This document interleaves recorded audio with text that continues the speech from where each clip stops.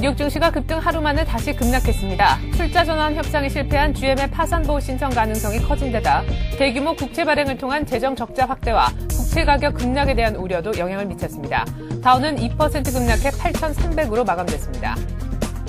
제너럴 모터스가 270억 달러에 달하는 채권을 10% 지분과 교환하는 내용의 채권단과 출자 전환 협상에 실패해 빠르면 이번 주 중 파산 보호 신청을 할 전망입니다. 이에 따라 101년 역사의 GM은 사실상 국영 기업으로 거듭날 것으로 보입니다. 국제신용평가사 무디스가 미국의 증가하는 국가 부채에도 불구하고 국가 신용 등급인 AAA 등급은 안정적이라고 밝혔습니다. 때문에 최근 불거진 미국의 신용 등급 강등 우려는 일단 진정되는 분위기입니다. 유엔이 올해 세계 경제 성장률 전망치를 마이너스 2.6%로 하향 조정했습니다. 이 같은 수치는 유엔이 지난 1월 보고서를 통해 예상했던 마이너스 0.5%의 성장 전망치에 비해 크게 악화된 것입니다.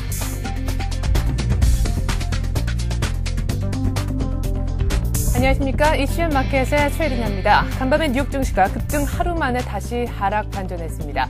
다우가 2% 떨어져 8,300선을 간신히 지키고 장이 종료가 됐는데요.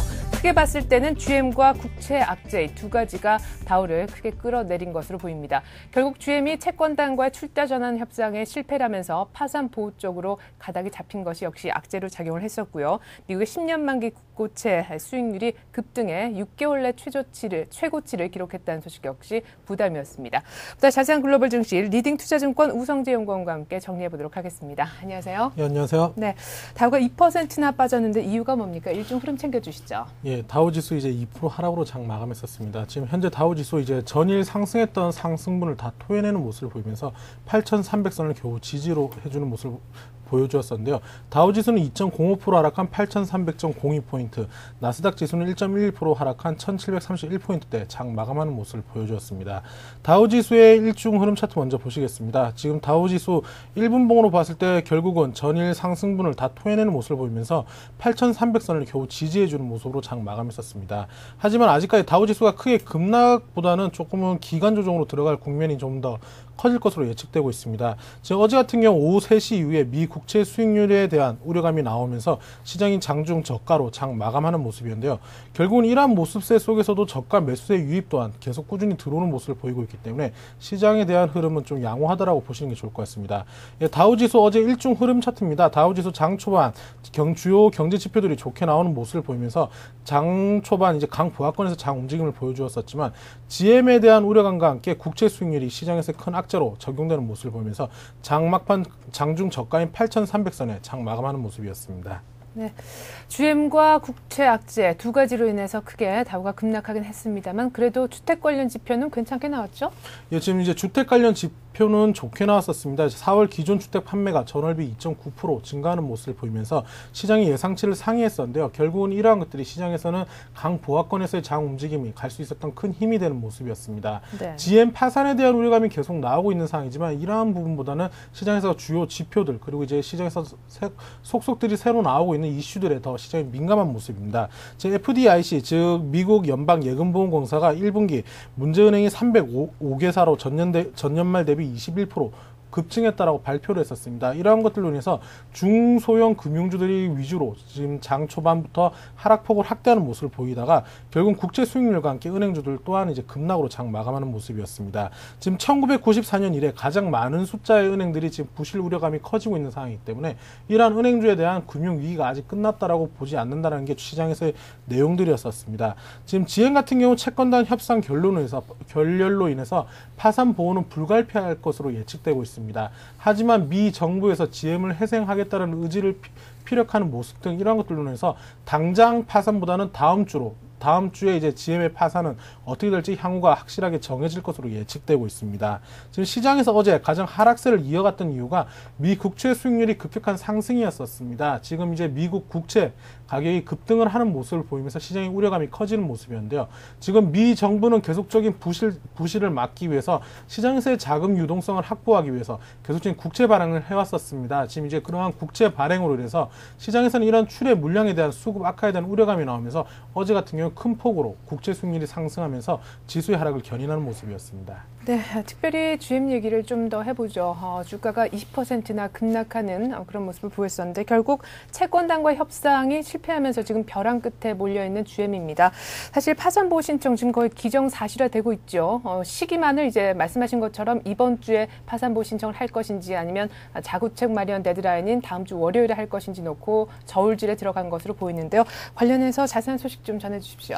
예, 이제 GM 같은 경우 이제 파산 위기는 일단은 한시름은 놓은 모습입니다. 원래라면 오늘 GM 파산이 확정이 날 수도 있었는데 미 정부에서의 지금 이야기들이 나오면서 GM이 지금 바로 파산법 적용에 들어가지는 않을 것으로 보여지고 있습니다. 하지만 지금 이미 GM의 파산 보호로 들어가는 것은 기정사실화 되고 있는 부분입니다. 지금 어제도 말씀드린 부분이었는데 GM 같은 경우 지금 협상단, 채권단과의 이제 주식 보유를 신UGM으로 바꿔 나가면서 그 중에 있는 지분에 대해서 10%를 90%의 채권과 부채와 이제 바꾸기로 했었는데요. 결국 이러한 것들이 결렬이 되면서 결국 어쩔 수 없이 파산 보호로 들어갈 것으로 보여지고 있습니다.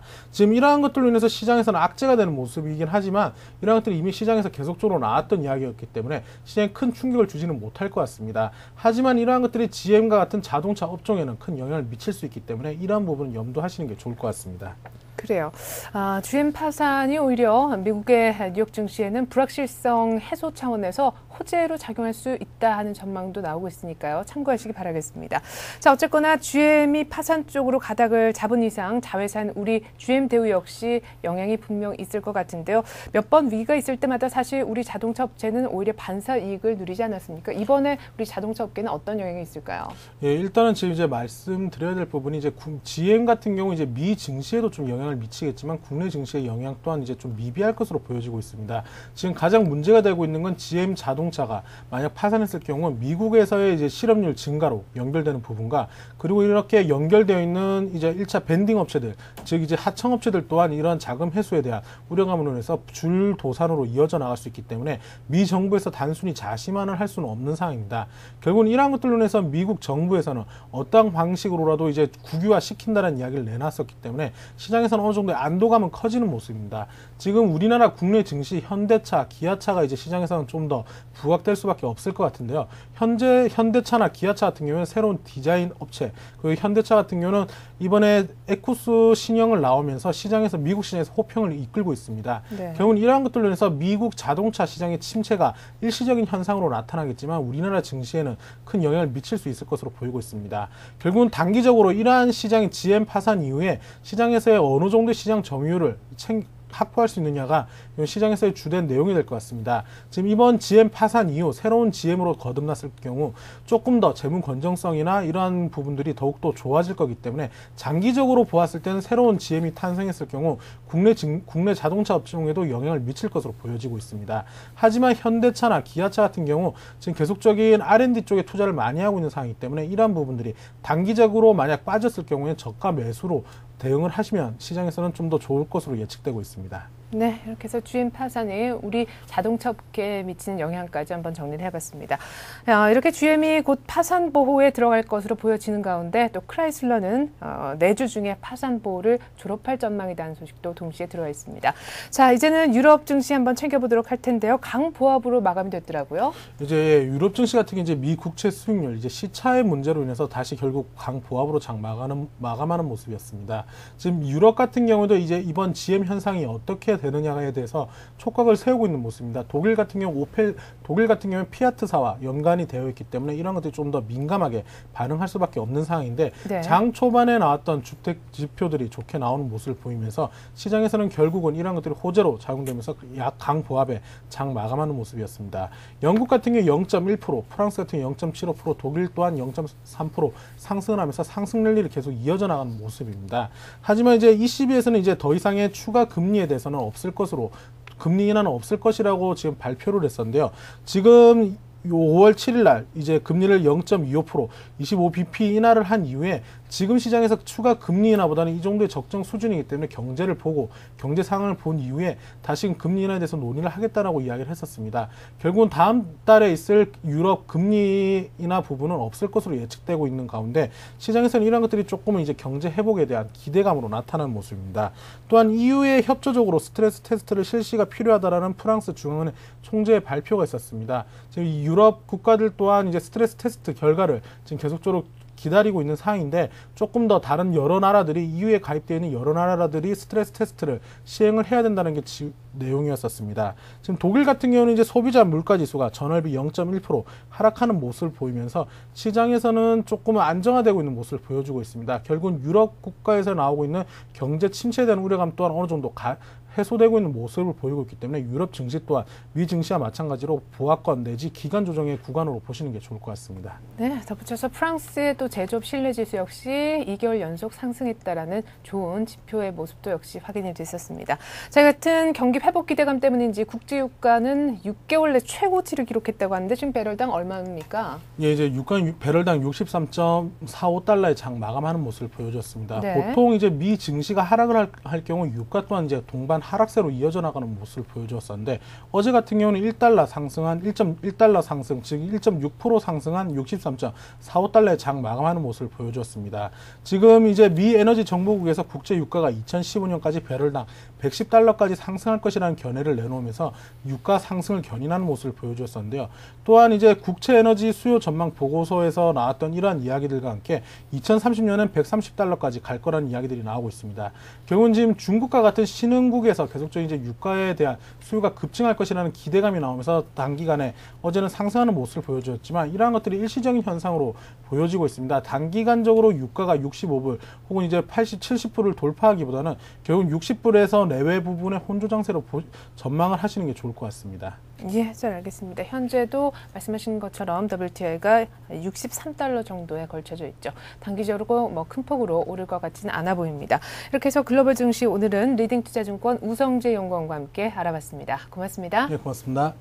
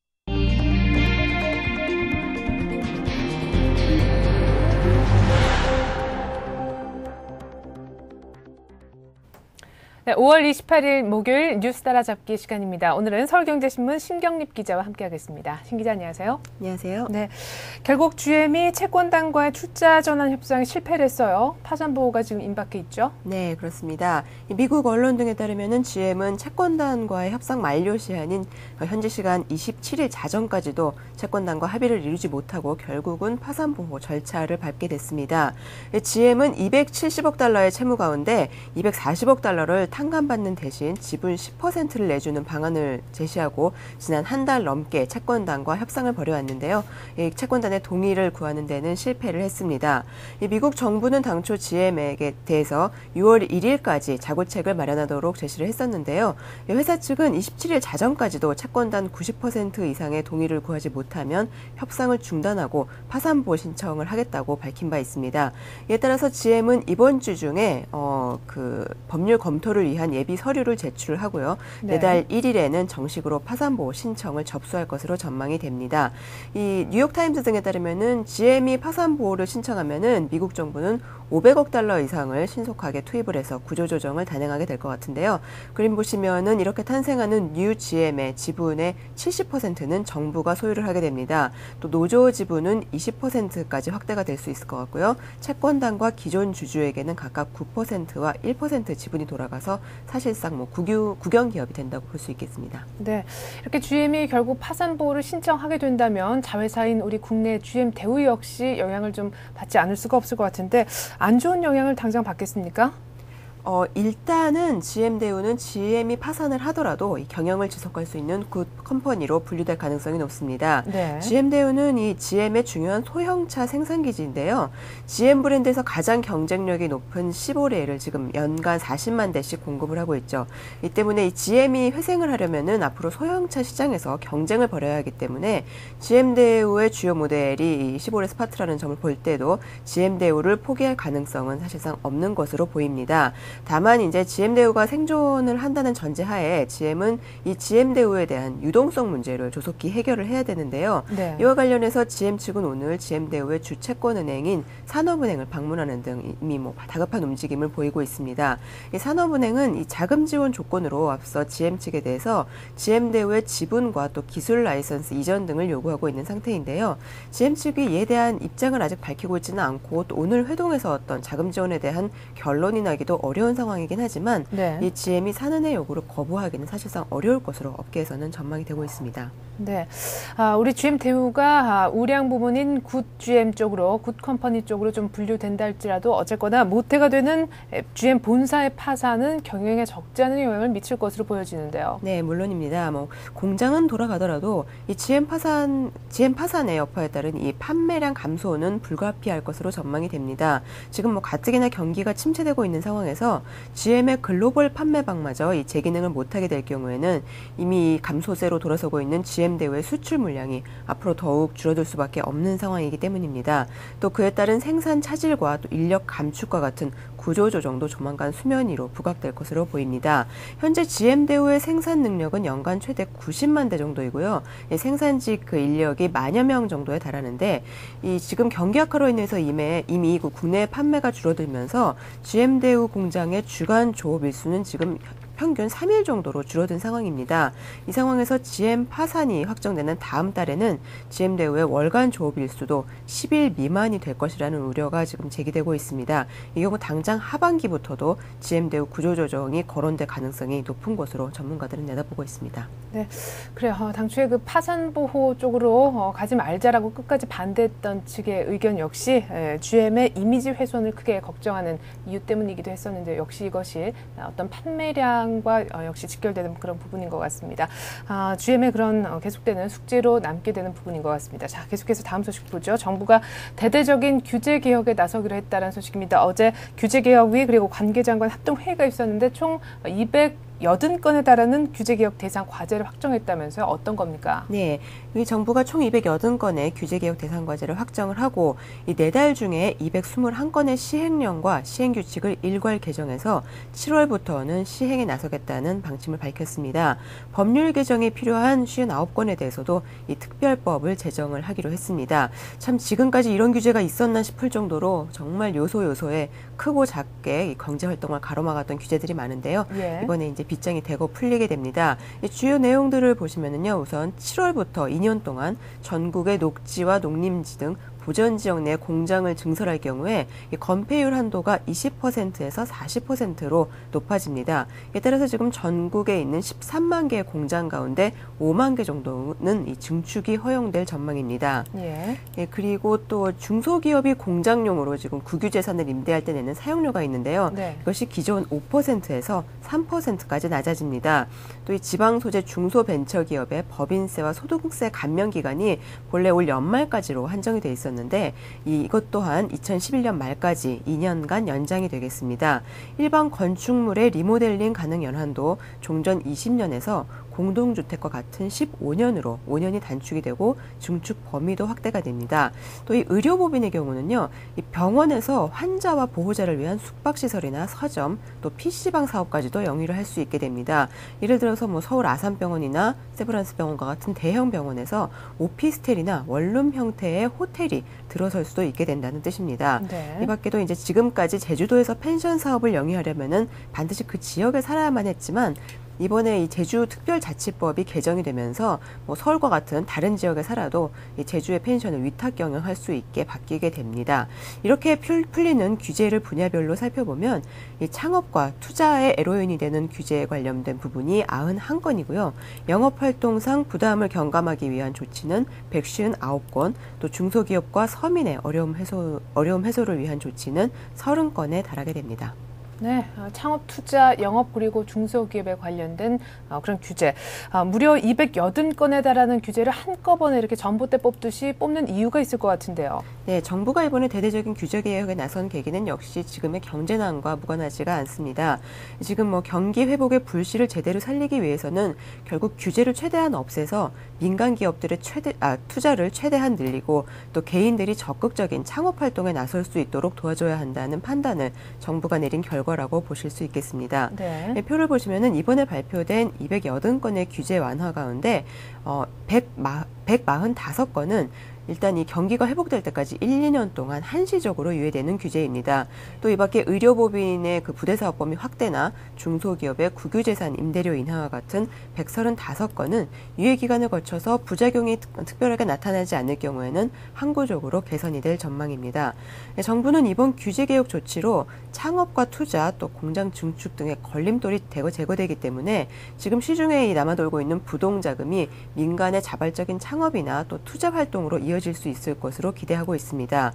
또 이 기업의 영업 범위가 늘어나고 기업에 대한 부담금도 덜어주기 때문에 경제 활성화에도 상당한 도움을 줄 수 있을 것으로 보고 있습니다. 한 가지 투자 사업의 예를 살펴보시면요, 네. 지금 포스코건설이나 쌍용건설 등이 화성산업단지 내에 유니버설 스튜디오 코리아 리조트 사업을 벌이고 있는데 이게 지금 2조 9천억 원을 투자해서 관광단지를 조성하는 대단히 프로젝트입니다. 여기서 기대되는 고용 효과만 해도 11만 8천 명에 달해서 우리 경제에는 상당히 긍정적인 효과가 예상되는 사업인데요.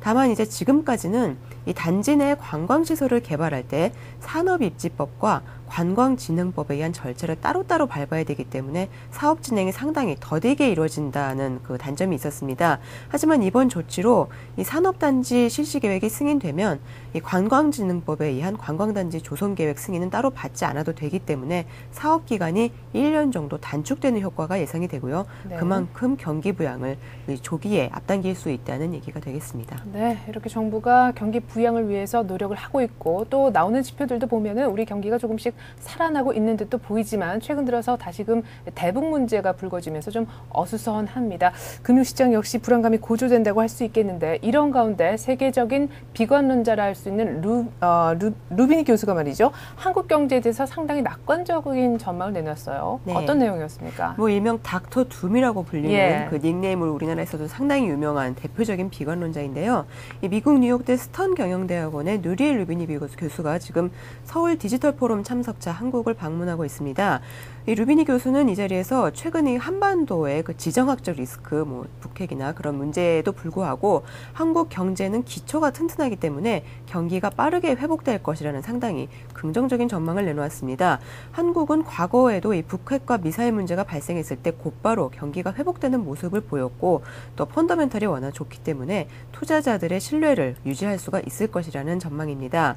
그는 한국의 내년 GDP 성장률이 잠재 성장률인 4%에는 못 미치겠지만 국제통화기금이 제시하고 있는 1.5%의 전망치보다는 높게 나타날 것이라고 예상을 하고요. 또 금융위기 이후에 한국 정부가 펼쳐왔던 여러 지원 정책과 특히 통화 완화 정책이 상당히 바람직한 대응이었다고 평가를 내렸습니다. 이 세계 경제에 대해서는 올해 말을 바닥 시점으로 제시를 했습니다. 이 미국 경제의 경우 아직 그 심각한 침체 상황이기 때문에 올해 말에 침체가 끝나더라도 V자형 회복은 없을 것이고 또 미국과 유럽, 일본과 같은 선진국 경제는 경기 저점 이후에도 금융 불균형 문제로 인해서 잠재 성장률이 떨어져서 상당히 타격을 입을 것이라고 경고를 했습니다. 이 루비니 교수는 또 경기 회복 시점 이후에 인플레이션 위기가 올 수 있다는 점을 경고를 했는데요. 예. 2011년에서 12년까지 인플레 발생이 예상되는 만큼 각국이 수출보다는 내수 소비에 관심을 갖고 소비 부양 정책을 펴야 한다고 주장을 했습니다. 네, 이 루비니 교수 외에도 이번 디지털 포럼에는 세계 각국에 내로라 하는 그런 전문가들이 많이 모여 있는데요. 어떤 내용들의 논의가 더 오갔는지 추가적으로 좀 더 소개해 주시죠. 네, 우선 이 한국 경제가 저희에게는 가장 큰 관심사인데요. 네. 한국 경제가 조속히 회복할 수 있는 대책으로 어떤 방안이 있느냐 하는 그 질문에 대해서 각국의 경제 전문가들은 그 지금의 위기 탈출을 위해서는 내수 시장을 육성해야 된다는 점을 꼽았습니다. 소규모 개방 경제인 한국 경제가 살아나려면 수출 의존도가 높은 경제 구조에서 탈피를 해서 내수 시장을 키워야 된다는 것인데요. 사실 이런 지적은 지금까지도 무수하게 나왔었죠. 이렇게 내수 시장을 육성해야 된다는 그 근거는 바로 미국의 경제 성장률이 급락하고 있다는 점입니다. 이 화폐 전쟁이라는 책으로 우리나라에서도 상당히 알려져 있는 중국의 그 숭홍빈 황구재경연구원장은 미국이 과거 일본이 겪었던 잃어버린 10년과 비슷한 상황에 빠질 수도 있다는 비관적인 전망을 내놓고 있는데요. 미국의 소비 감소에 대비해서 이 아시아 국가들은 미국에 의존하는 경제 발전 모델을 전면 수정해야 된다고 주장을 했습니다. 그는 또 미국과 유럽의 금융 부문의 부실이 아직까지도 완전히 드러나지 않고 있는 상황이라고 지적을 하고요. 이 부실이 전부 드러나게 되면 신용카드나 또 자동차, 학자금 대출 등 모든 분야에서 디폴트가 발생할 수 있다는 상당히 비관적인 전망을 내놓기도 했습니다. 네, 잘 들었습니다. 이렇게 해서 오늘은 서울경제신문 신경립 기자와 함께했습니다. 고맙습니다. 고맙습니다.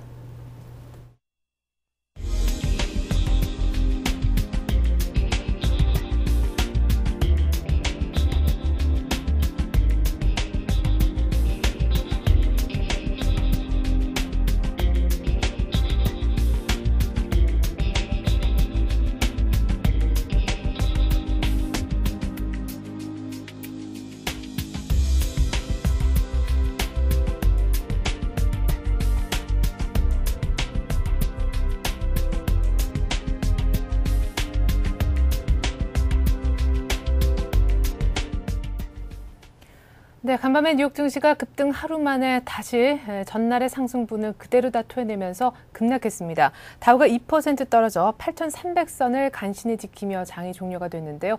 악재가 크게 두 가지가 있었습니다. GM이 채권단과의 협상이 결국 실패를 하면서 파산보호 신청 가능성이 높아졌다는 점이 악재였고요. 또 한 가지는 미국의 국채 수익률이 최고치로 급등을 했다는 소식이 역시 부담을 줬는데요. 이 밖에 FDIC가 부실은행의 숫자가 급격히 늘었다는 점도 금융주의 약세를 이끌었습니다. 다우가 급락을 했었고 또 금융주의 흐름이 좋지 않았습니다. 자동차 파산보호 얘기도 나오고 있는 와중에 오늘 우리 장 또 어떤 흐름을 보여줄지 궁금하네요. 저는 1시간 뒤에 출발 센 증시로 다시 인사드리겠습니다. 고맙습니다.